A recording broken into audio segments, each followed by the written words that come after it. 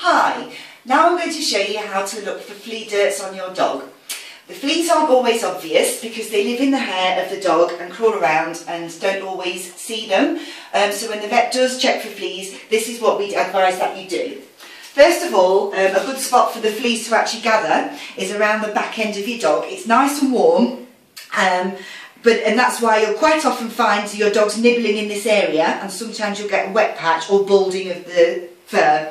So usually what we find is if you get someone to sturdy the front end of your dog, you may find scurfy bits on the dog when he's got fleas, but part through the hairs, and using a flea comb where the actual prongs are very close together, you can actually pull out flea dirts from the dog.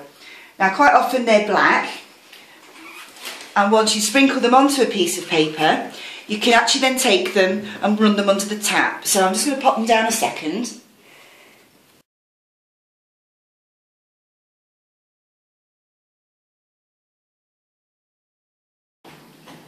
So I'm going to transfer the flea dirts onto some cotton wool so it's a bit more obvious for you to see.